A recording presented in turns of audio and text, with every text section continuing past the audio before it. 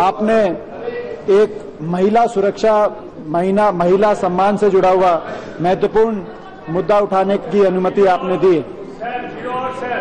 ये मुद्दा बहुचर्चित वर्णिका कुंडू छेड़छाड़ मामले का है।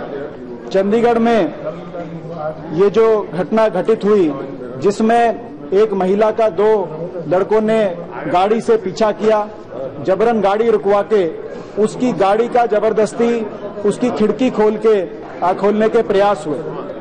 पूरे देश के सामने मामला आया। जब ये मामला आया, मैं उस मामले के बाद कुछ जिस तरह की कार्रवाई हुई, कुछ पक्षपात की बातें उस समय उत्पन्न हुई कि उतनी धाराएं पहले लगाई गई, फिर उन धाराओं को हटा दिया गया। डीएसपी के 2 बयान आए अलग अलग। जिस तरीके से थाने के अंदर खातिरदारी की गई, उन बातों को लेकर प्रश्न उठे। सीसीटीवी कैमरे की फुटेज जो उपलब्ध हो पाई, उनको लेकर संशय हुआ। लेकिन कल चंडीगढ़ पुलिस ने दोबारा से इस केस की इंक्वायरी को आगे बढ़ाते हुए कार्रवाई की है और जो आरोपी है उनको गिरफ्तार किया है, उन पर धाराएं लगाई। मैं आपके माध्यम से 3 बातें सरकार को कहना चाहूंगा, क्योंकि ये बहुत महत्वपूर्ण और संवेदनशील इश्यू है। आज पूरे देश का ध्यान इस मुद्दे पे है। एक पहला कदम चंडीगढ़ पुलिस ने जरूर बढ़ाया है, मगर इस कानून की जांच को जब तक न्याय संगत निष्कर्ष तक नहीं लेके जाते, तब तक सरकार पे, एडमिनिस्ट्रेशन पे नजर पूरे देश की रहेगी। क्योंकि इस मामले में न्याय जब होगा, तभी देश में एक ऐसा संदेश जाएगा कि कानून सबके लिए बराबर है। और इसमें न्याय दिलाना, हम न्याय मांगने के लिए आज यहाँ पे खड़े हुए हैं।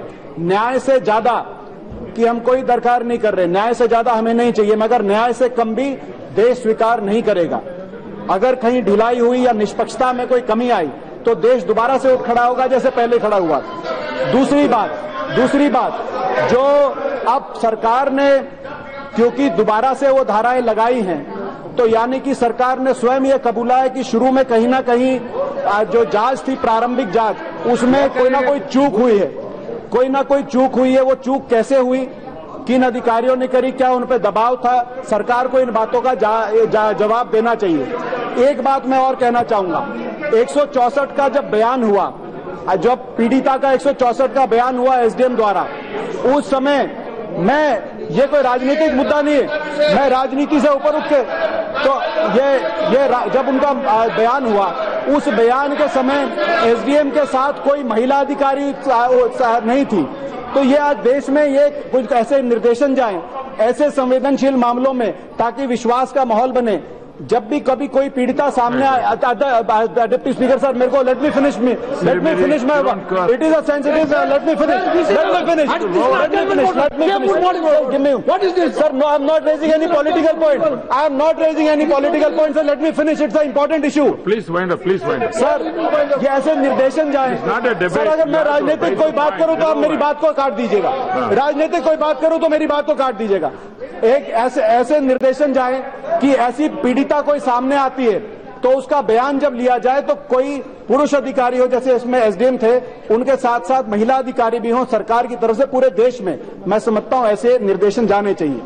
एक और बात सामने आई है, ये जो है, जैसे ही मामला सामने आया, कुछ लोगों ने उस पीड़िता का चरित्र हरण करने का सोशल मीडिया पे काम शुरू कर दिया।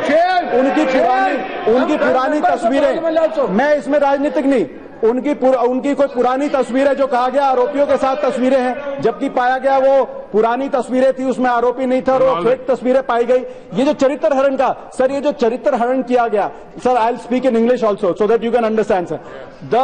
The slander against the character of the victim which who had come forward, sir. What I am saying is, sir, this social media slander, this has become a trend that needs to be stopped. Not just in this case, rising above the political lines. If a victim comes forward for a complaint, something needs to be done, sir, against the people. who questioned her character, who put her pictures, old pictures, fake pictures, by questioning her character, who questioned what was she doing at 12 o'clock, sir. One person said, what was she doing at 12 o'clock? My question is, what were the boys doing at 12 o'clock, sir? Why don't we ask that question? No, sir, let me complete, sir. I'm not saying any political thing, sir. So why entire BJP, sir, why entire BJP's nation is watching, sir? I'm not saying anything political. Why entire BJP? My point is, sir, the people who have resorted to character assassination, they need to be booked under appropriate IT Act section also, sir. Sir, I'll say, sir, one of the spokespersons of BJP, she made a tweet and later on said that her account was hacked. Sir, one minister of BJP has tweeted something which is highly objectionable, sir. One person in BJP has said, what was she doing at 12 o'clock? My last point is, sir, I'll conclude. Sir, they have asked what was she doing at 12 o'clock. I want to ask them, sir, is there a rule in this country that women cannot go out after a certain time, sir? Is there a rule in this country? They should specify after what time, sir? If there is a rule, they should be passed in the parliament. We must be let aware. क्या महिलाएं शाम को सुरक्षा की व्यवस्था प्रदान करने की जिम्मेदारी आपकी होती है, आपको जिम्मेदारी है।